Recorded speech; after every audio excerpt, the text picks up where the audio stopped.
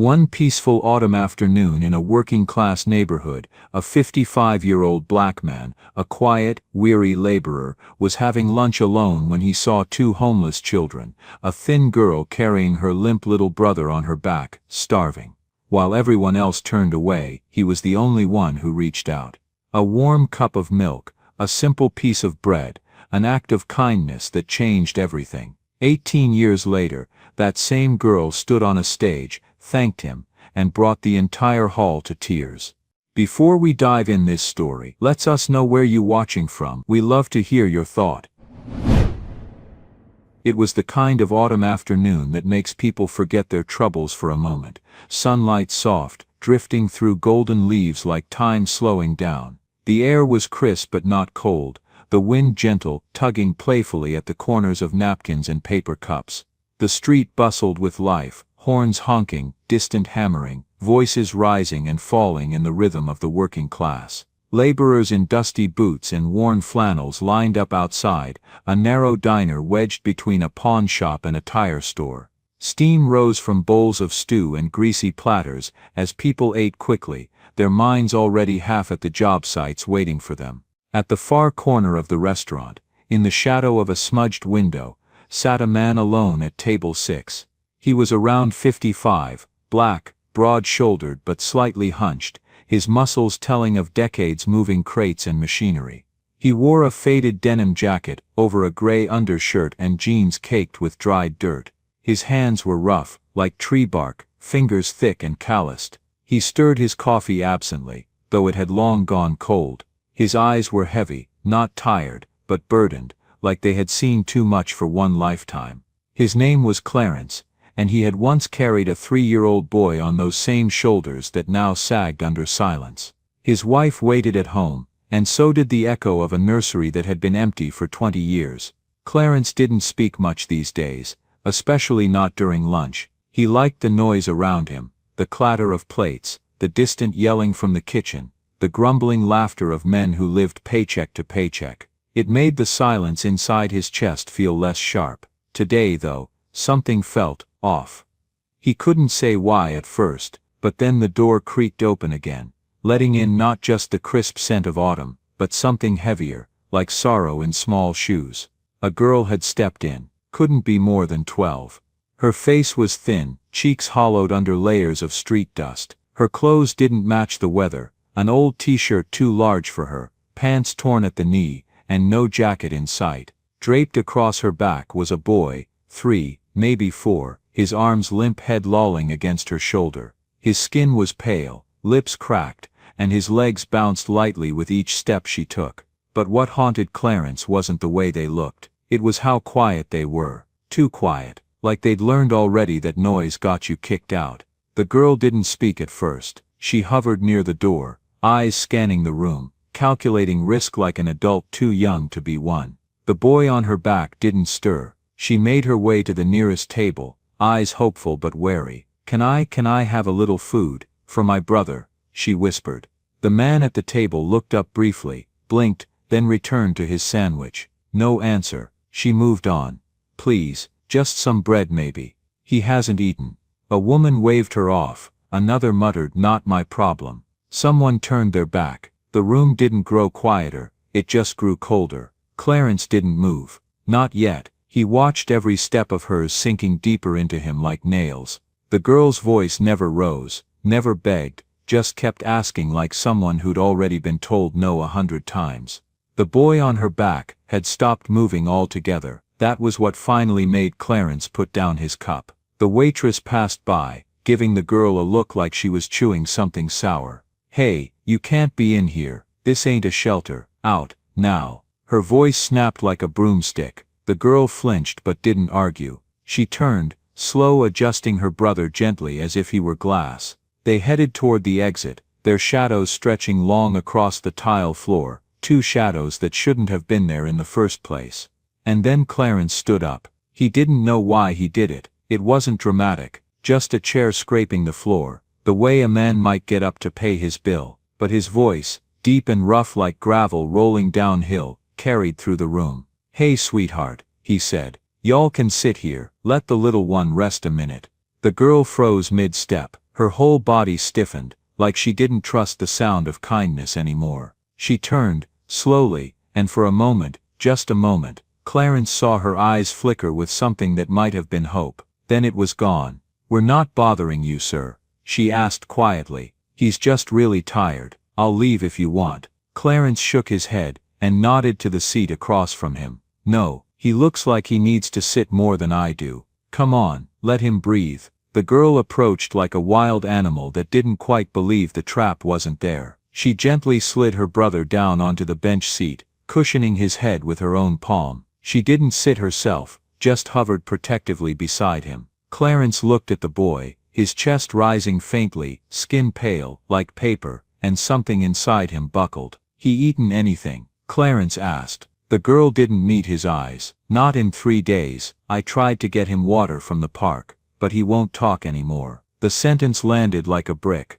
Clarence swallowed hard, throat tight. 3 days, a toddler, he could be dying. Hell, he might already be halfway gone. Clarence waved over the same waitress who had just tried to throw them out. She opened her mouth to object, but the look in his eyes stopped her. "Hot milk," he said firmly, "and something soft, something warm now." She nodded and left, her face unreadable. The man turned back to the girl. He didn't ask her name, didn't ask what happened. It didn't matter. What mattered was that the boy needed to make it to the next hour. He slid the plate toward the girl when it came, but she didn't move. Her eyes never left her brother. He dipped a spoon into the milk, and carefully, slowly, brought it to the boy's lips. The child barely reacted. The second spoonful though, he swallowed. Clarence didn't notice the girl watching him like a hawk, not at first, but when he looked up, her stare pierced him. There was suspicion in her gaze, but underneath that, something breaking. He offered a soft smile. "He's warming up, see, his hands ain't like ice no more," he said gently. Only then did the girl lower her shoulders. "Not completely, but enough," she whispered.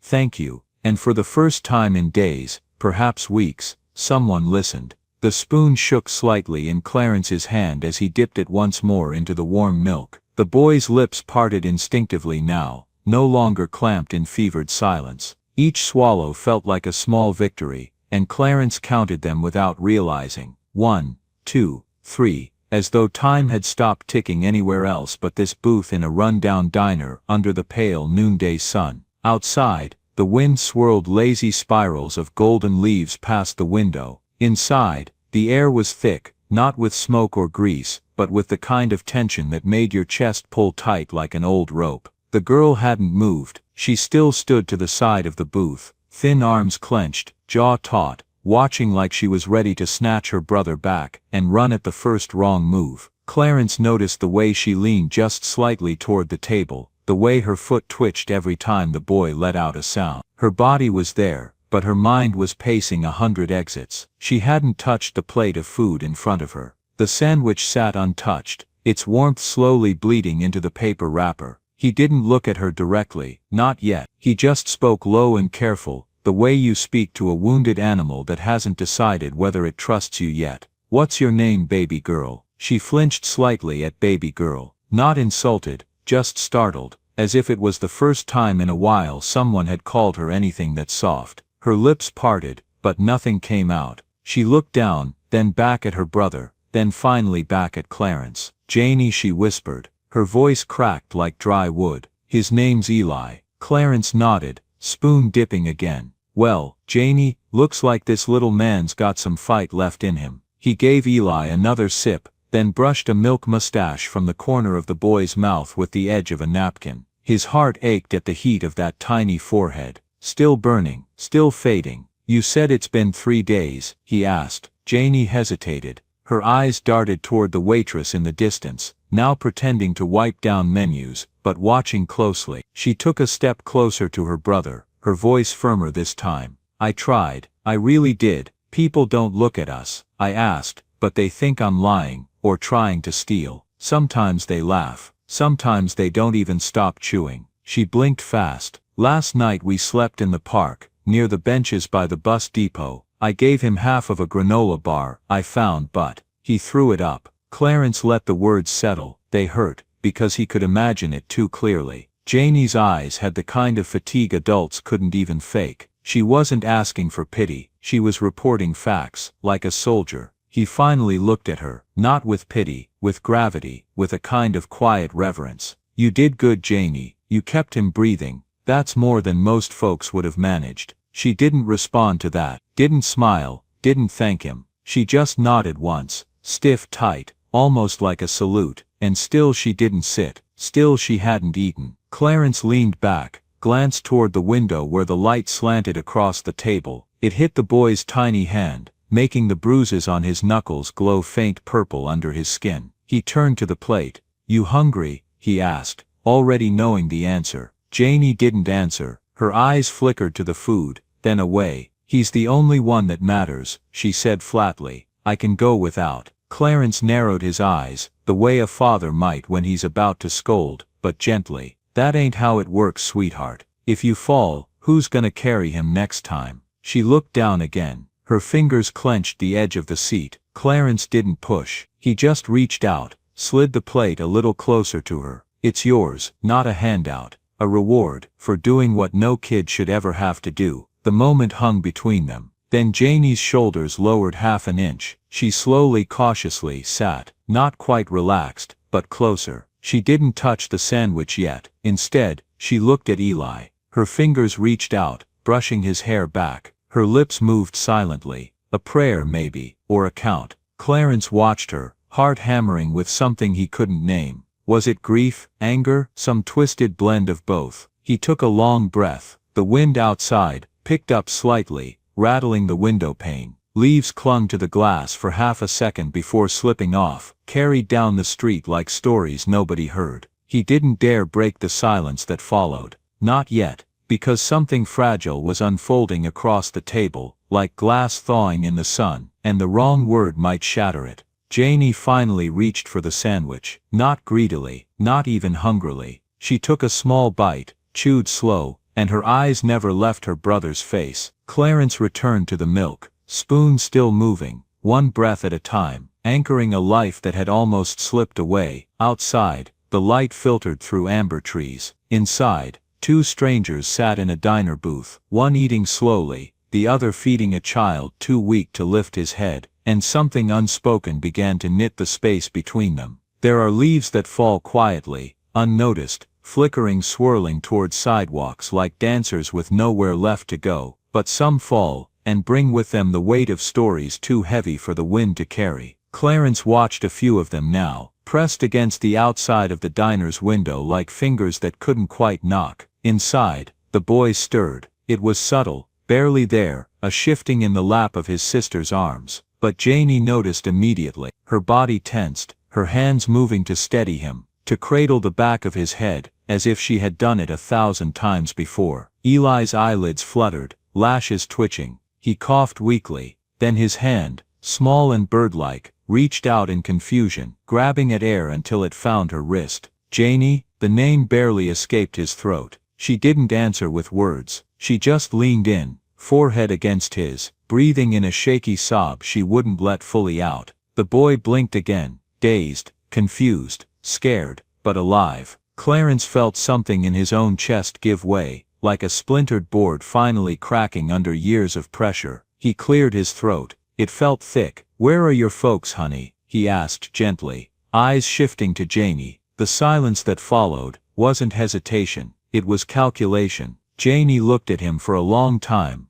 long enough that Clarence began to wonder if she'd answer at all. Then she said, flat and dry, "Gone." He waited, didn't interrupt. She continued, each word like a rock scraping her throat. "Car accident, last winter, black ice. They said the brakes failed." Clarence didn't breathe. Janie's eyes stared straight ahead, unblinking. "We were with them. I remember Mom screaming. I remember my seatbelt cutting into me. Then it went black." She paused. "When I woke up I was in the hospital. They were gone, both. No funeral, just paperwork, and a woman with a clipboard saying something about next of kin. I told her I had nobody." She licked her lips. "Then it got worse. Turns out Dad had debts, big ones. I don't understand it all. Some kind of loan on the house. I just remember the man showing up with a sheriff and a notice. Said we had 3 days. I packed what I could. I carried Eli. And we ran." Clarence's jaw clenched so tightly it ached. His knuckles whitened on the edge of the table. Janie wasn't crying. She had passed that line a long time ago. She wasn't telling a sad story. She was reporting a war. "Y'all been out there since then?" he asked,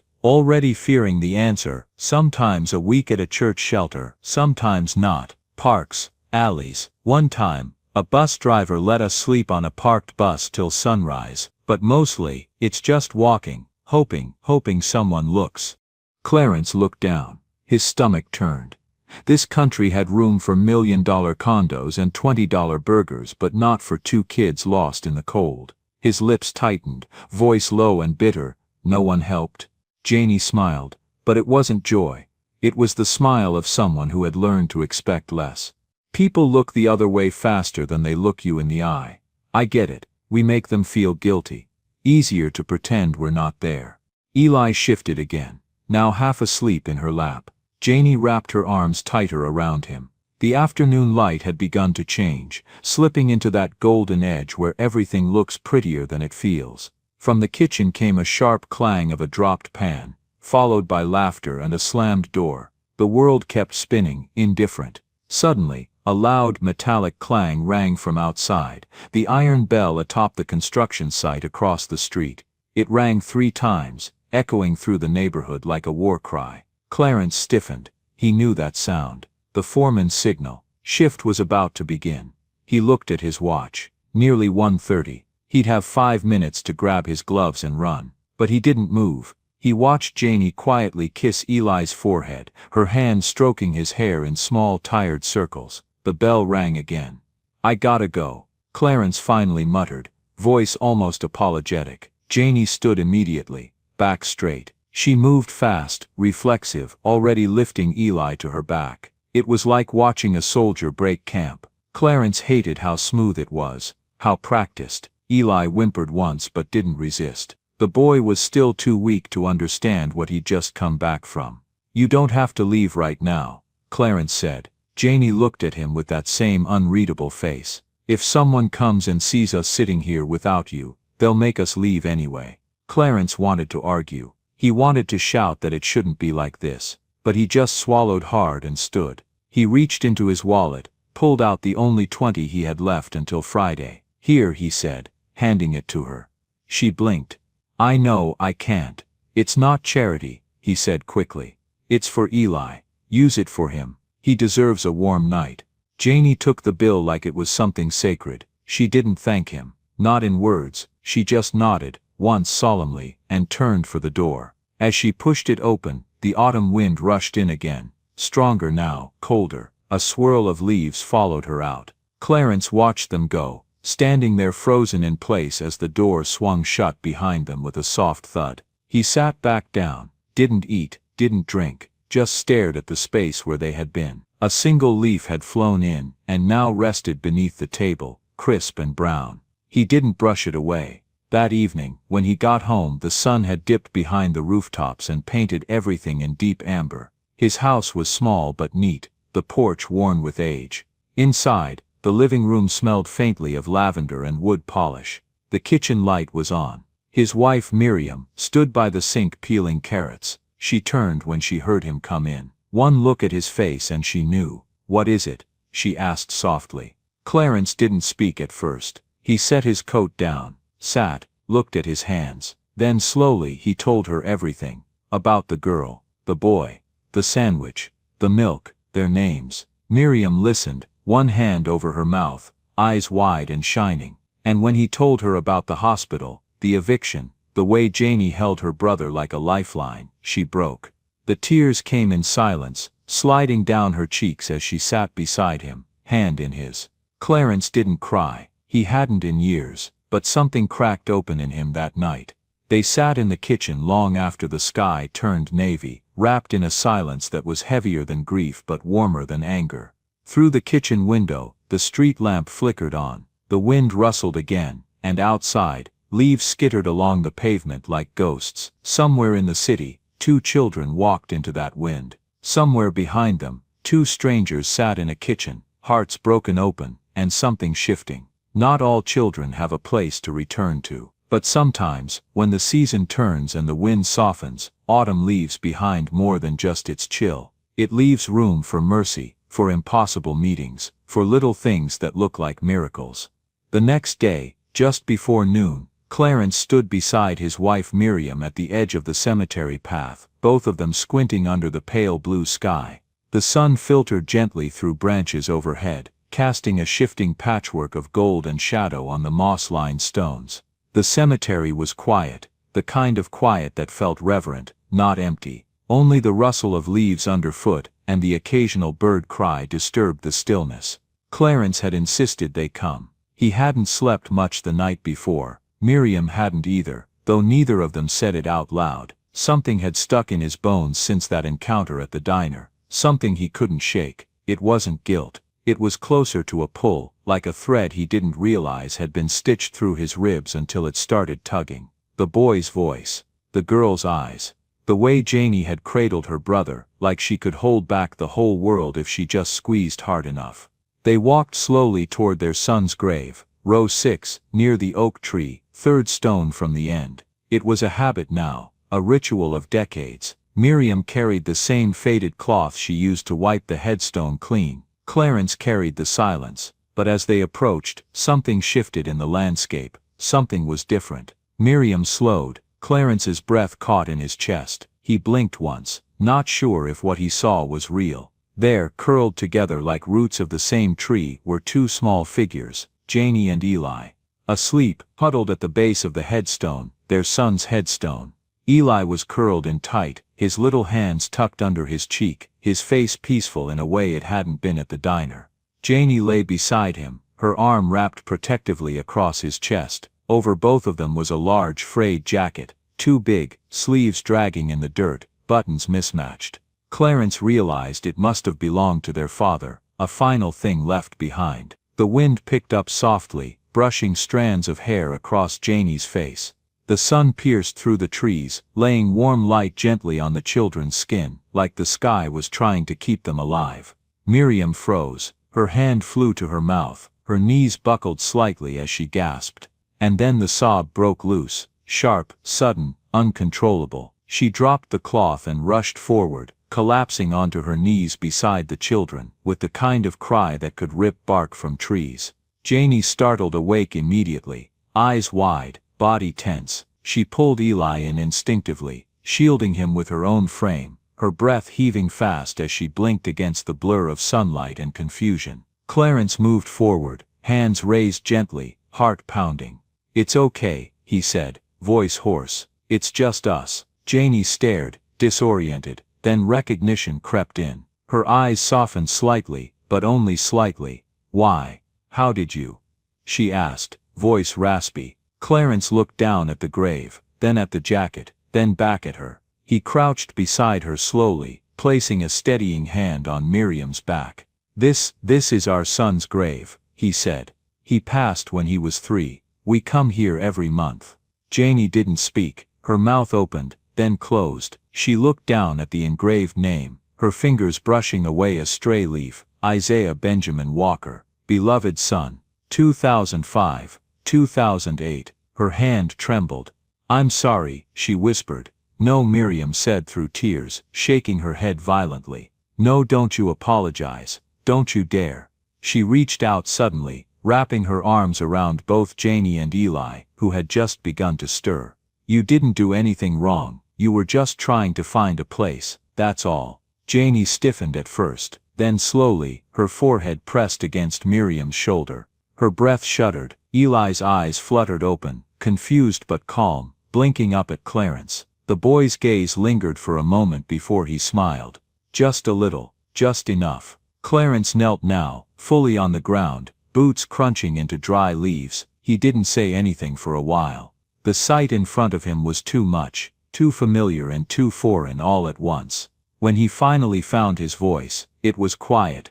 "I never believed in signs," he said. "Not until now." He looked at Janie, whose face was pressed into Miriam's chest, her eyes squeezed shut.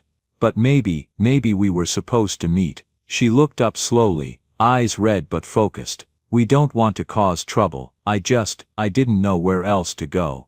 This was the only place I remembered. Clarence studied her, then reached out, not fast, not imposing, but steady. His large weathered hand found hers, still small, still clenched tight, like she hadn't learned how to let go of anything. He held it gently. "If it's not too much trouble," he said, voice breaking just slightly, "would you two like to come home with us? Just for a bit, just for tonight. You don't have to stay, just warm up. Rest." Janie didn't answer right away. She looked down at Eli, who was now sitting upright, rubbing his eyes, nodding sleepily without fully understanding. She looked at Miriam, who had wrapped her own sweater around Eli's shoulders. And then she looked at Clarence, into the eyes of a man who had lost a son, and didn't want to lose two more strangers to the same cold silence. Finally, she nodded, not dramatically, not with a smile, just a single fragile, trusting nod. Clarence exhaled, long and slow. The leaves above rustled in applause. They stood together, slowly, like a family learning how to rise. Clarence picked up Eli this time, carefully, with arms that remembered the weight of a child. Janie stood beside Miriam, still holding the frayed jacket in both hands. As they walked back down the gravel path, 4 figures instead of 2, the light fell in long golden stripes across their backs. The trees swayed above them in quiet agreement.